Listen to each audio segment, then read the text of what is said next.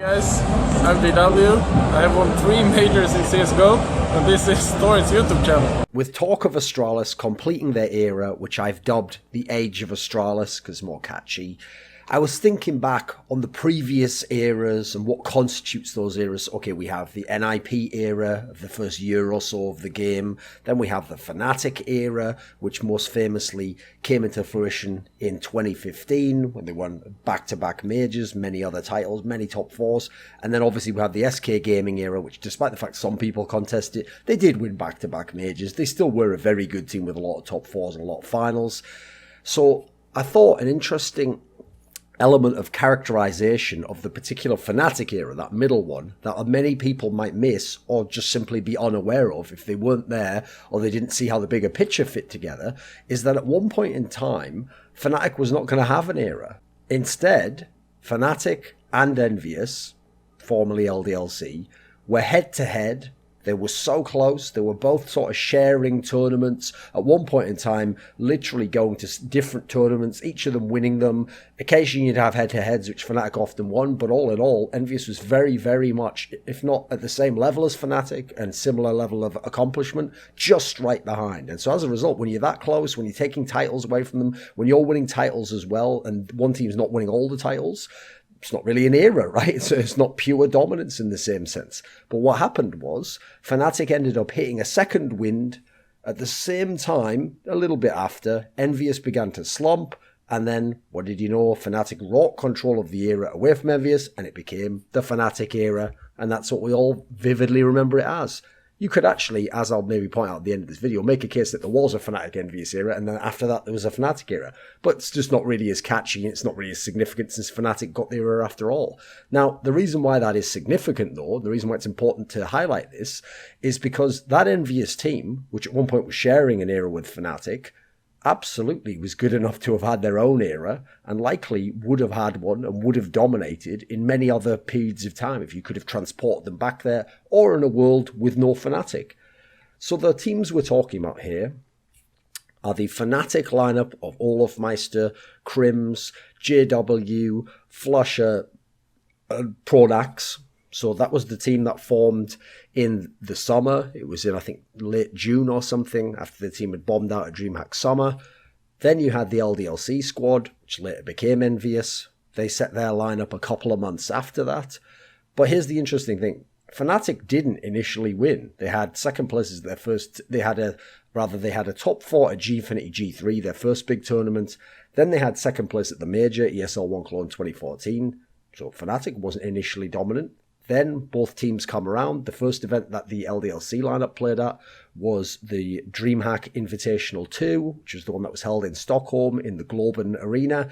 And that was the one where both FNATIC and LDLC were bested by the Titan squad of Kenny S, Existence, Kaylee. Kenny S and Kaylee going fucking ham at this tournament. And neither of them won the tournament. So neither were true champions at this point in time. From there on, we got what actually would have been a shared FNATIC EnVyUs era, or at least that's how I dubbed it at the time, because that was kind of the narrative of what was going on. I mean, collectively, some of this isn't perfect in terms of timeline. You look at the track record, each of them went to a Star Ladder season, each of them won a Star Ladder season. But crucially, the other team didn't attend that Star Ladder season. There were some good teams such as Titan, Na'Vi, etc. At these tournaments, they won these. These were more like medium titles rather than the big international titles. FNATIC then went on, had their little first run where they started to establish themselves as world number 1, set up a FNATIC era, which is when they won 3 international titles of note. They won Face It Season 2, not to be confused with Stage 2, which is the following year. They won ESWC, which was still a big notable tournament back then, and they won the Fragbite Masters Season 3, and they won all 3 of these tournaments in a row, and they were big international tournaments with all the top teams either attending, or in the case of Fragbite Masters, trying to, but not necessarily all qualifying for the LAN finals.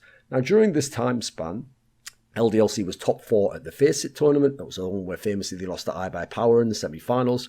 Then they were second place behind FNATIC, losing to them in the finals of the other 2, of ESWC and Fragbite Masters Season 3. So LDLC were the clear number 2 in the world, behind Fnatic's clear number one. So at this point in time, it's looking great for Fnatic. They're getting most of the titles. They've got the clear number one status. They've even beaten the Envious/LDLC back then lineup a number of occasions, including finals. So at this point, it's looking set for the Fnatic era. Everything's looking fucking great. Problem is, then we go to DreamHack Winter 2014, the next major. The first major for the LDLC lineup with this particular team, but the second for the Fnatic lineups as they formed a little bit earlier. Fnatic actually beats LDLC in the best of three that they play in the quarterfinals, but since the third map was the infamous all-off boost, and that obviously eventually ended up with Fnatic actually choosing to forfeit and allow LDLC to take what's essentially a forfeit win. LDLC obviously went on to win that major, so immediately they were clawing their way back into contention to be the number one team in the world, to be a team that could have an era.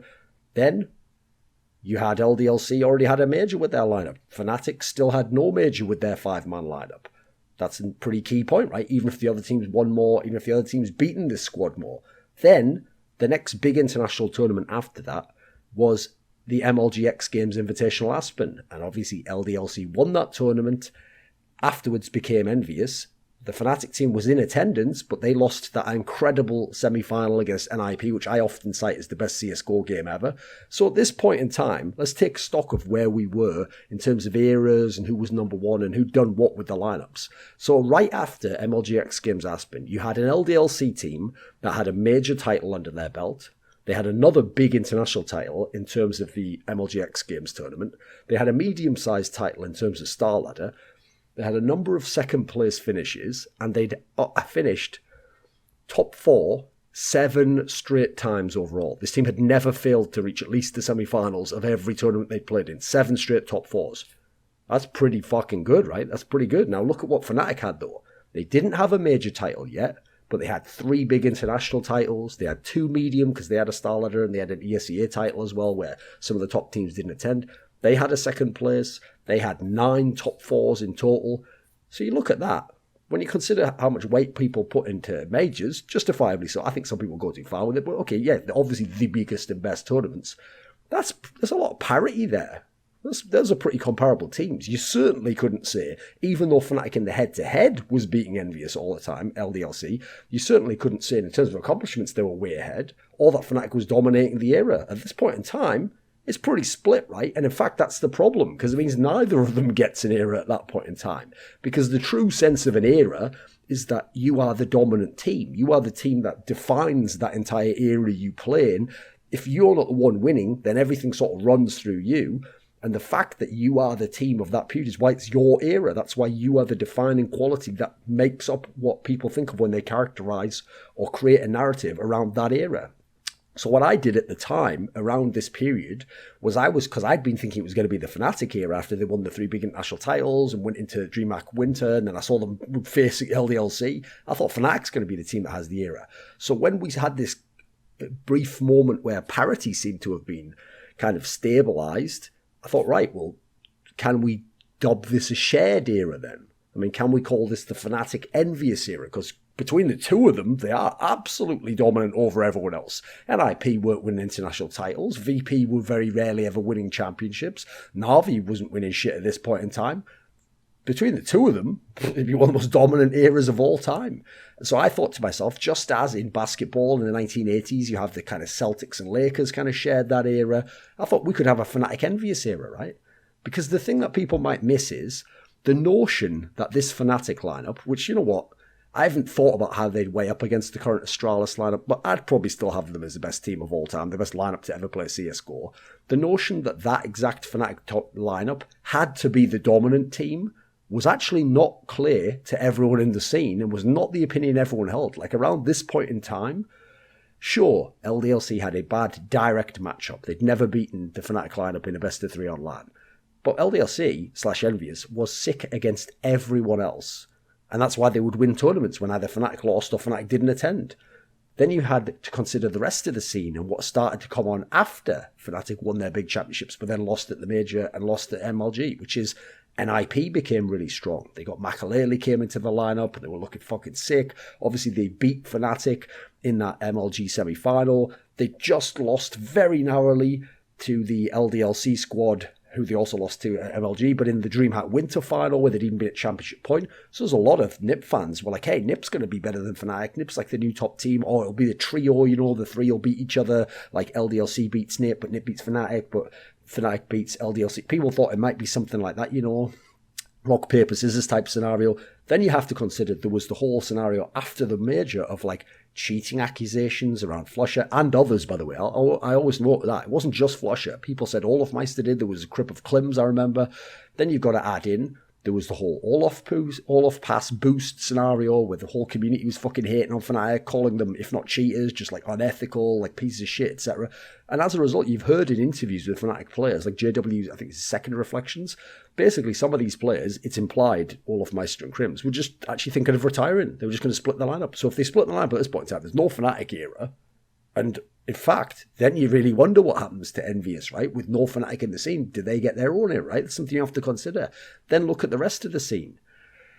Since the team at this point in time hadn't won a major, they actually looked as though they'd missed their window to get that major because they'd been in the final of ESL 1 Cologne, but very early in their lineup, okay, maybe a bit too early, and they'd lost to an NIP who, quite frankly, I think was on a fluke one-off miracle run.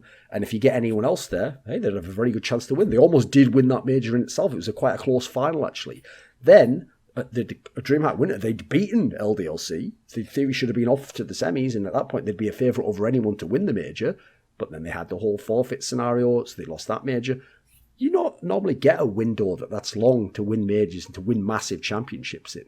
At this point in time, remember, we're talking like, they'd already been around maybe like 6 months at this point in time, 7 months with this lineup.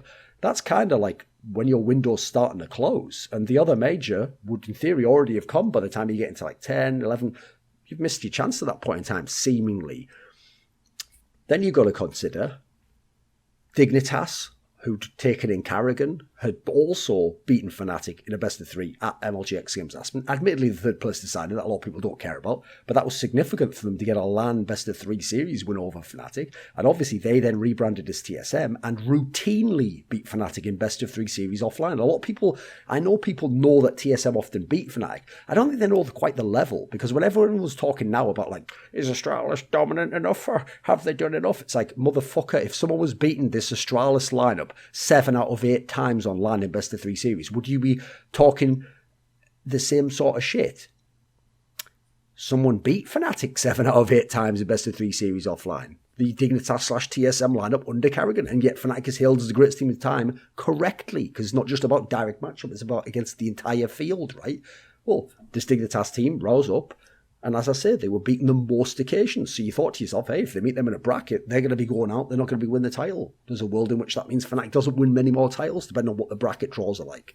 Then you've got to consider how many victories that FNATIC had after this time period were super close wins. Were like comeback wins, like winning in the clutch, like overcoming loads of problems. You had the Katowice final versus NIP, an insanely close best-of-3. You had the ESL Pro League first ever finals versus Cloud9, where Cloud9 was in position again and again to potentially win 3-1, but actually FNATIC ends up winning 3-1. You had Virtus Pro, who had FNATIC all but out of ESL 1 Cologne, what ended up being their second major with this lineup in the back-to-back, so they'd have only had one major at that point in time. Then, consider this. After that, what I consider, it's funny enough, this is what set the FNATIC era, was the clutch period where they were just coming back and they were beating teams even when teams had chances against them or favoured against them. FNATIC did fall off after that. As soon as they stopped being super clutch and winning, it already gotten really tight that they were winning. They weren't dominant like they were in the latter part of 2014 when they set the CT meta. No, at this point in time, when they then finally did slide just off that championship level, it was a feeding frenzy. In came Virtus Pro winning titles. In came Envious winning most of the titles. TSM was winning titles. These were the squads going into DreamHack Cluj-Napoca as the team that could potentially win the championship. FNATIC was bottom out of those four because they weren't winning titles anymore.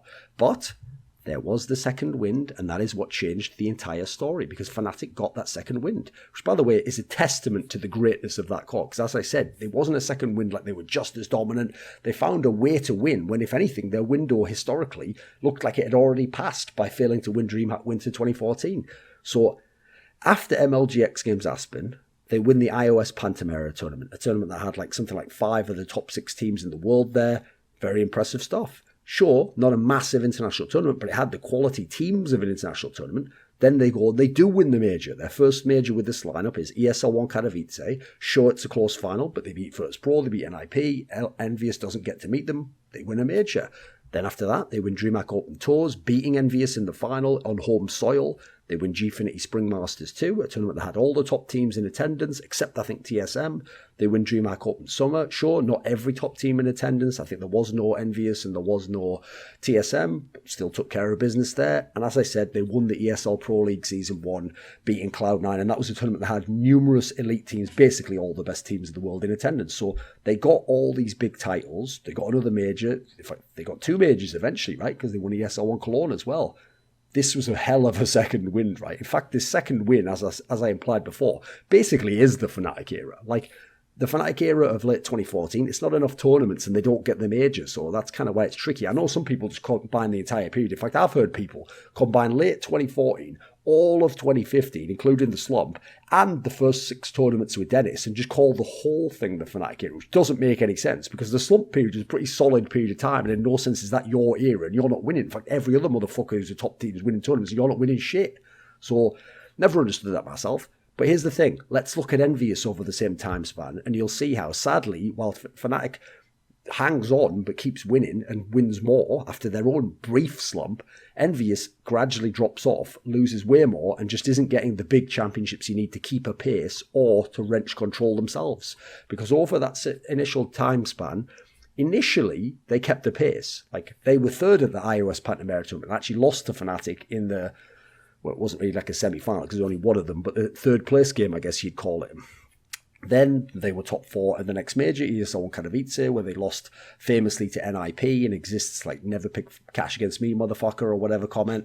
They won Gfinity Spring Masters 1. That was a tournament where Fnatic didn't attend, but they took care of NIP, they took care of everyone else. They won Star Series Season 12. Again, no Fnatic, but incredibly stacked aside from Fnatic, every other top team, and it was a double LM tournament, won it without losing a series. Then they hit their slump. So at the first ever Pro League finals, this is what's going to be confusing. Don't think of the ESL Pro League Season 1, where Fnatic beat Cloud9. Before that, there was a tournament called ESL Pro League. This is before they merged with the SEA. It was ESL Pro League Winter. And at this tournament, Envious only managed to finish top 4, despite the fact there was no Fnatic. And in fact, the finals were between Na'Vi and Titan, teams that actually were considered below the elite level at this point in time. Then they went to the PGL Championship kickoff season, which is where there was 4 teams at the LAN finals. They were Fnatic, TSM went on to win the tournament, NIP, and the Envious squad, so 4 of the best teams in the world. Envious ended up finishing in 4th place, they're dead last. Then they went to DreamHack Tours, lost to Fnatic in the final. They failed to make the playoffs at the Gfinity Spring Masters Season 2, which was the one where, bizarrely, they had the same record, but they lost on, like, round difference or something like that. And that snapped their streak of top 4s. They went to Gfinity Summer, which they won, but there was no Fnatic in attendance, so a solid win, but not the same without Fnatic. They failed to make the playoffs at the real Pro League Season 1. That was the one where famously they lost to Cloud9 in the best of 3. They were top 4 at ESWC, but that wasn't a great result because, again, they lost to Cloud9 and they actually had a bracket and there was no TSM and no Fnatic, so you're supposed to win if you're Envy at that tournament. And then, obviously, that move had already put the wheels in motion for the second French Shuffle, because that's part of what happened at that event, which famously was scandalous, of them meeting up in a hotel room with the next lineup, and that lineup was as good as dead, and the new one came along and was very good, but in a different context. Now, sadly, as you might have seen by the way I described that there, we never really got the true showdown between Envious and Fnatic after this period I had described before, where they were both like sharing tournaments, it was going back and forth, like whose era is it going to be? We never got that big, like high level, both at their peak, meeting in the big game that you all want to see. Sadly, it didn't happen. They missed meeting in the Katowice final because Envious basically never showed up due to losing the NIP. At the PGL Championship Series, which should have been the epic one, because at this point in time, after Fnatic had won the major, they dodged each other, so Envious had won all these tournaments in Europe over NIP and the other squads, like Gfinity, like Star Series. Fnatic had gone and won ESEA. Oh no, actually they lost the ESEA. No, never mind that. They lost the ESEA. You were just waiting for them to meet in a clash, but they only met in the lower bracket of the PGL CCS. It didn't end up mattering because neither team won the tournament. And in fact, the Envious squad finished in dead last place. I contrasted it at the time with the whole Pacquiao-Mayweather thing. It's like, yes, everyone wants to see them fight, but let's be real, no one wanted to see them fight when they were fucking old guys. You want to see them fight when they were both in their prime, when they were both so amazing. It's like, who is the better fighter? That's what you want to see. You know, sadly never got. And the thing about Envious, as I alluded to before, is that in a different period of time, or without Fnatic existing, this team already is one of the greatest teams we ever had and would have almost surely been even greater as a squad. I mean, even with Fnatic existing, this squad won a major, 6 titles, sure, 2 of them smaller or medium-sized one, had 14 straight top 4 finishes and a total of 17 top 4 finishes. I think there's only something like twice they failed to finish top 4 at a tournament in their history with this lineup. So without Fnatic, or in a different time period, they almost certainly could have won more titles. I don't know if they could have won more majors because they were a team where the window on how long they could have kept the personalities together was a bit more limited. So winning 1's pretty good. Maybe they could have had 2 at a stretch, but they definitely could have won a lot more big international land titles. Like I'm thinking something like 5 or more. So they could have gotten to like way up to like double digits. We were talking truly godlike level shit, and that would have put you like, we're talking like top 3 or top 4 teams to ever play CSGO, even including the modern day teams that have accomplished things since. Because you look at the strengths this team had, they were godlike with low econ play, just a CZ, or 4 spying, going for a couple of AKs, a Galil, a Deagle, whatever it was. They were fucking unbelievable at converting these rounds. They had a fantastic skill level across the team. This is when every player in the team was playing well, and the distribution of roles and skill was fabulous. They were actually a more skilled team than Fnatic, despite that people might not look back and realise it, because people will think because Fnatic won, they must have been skilled players, or the most skilled players, rather. And sadly, that's what happens when people conflate accomplishments with individual excellence.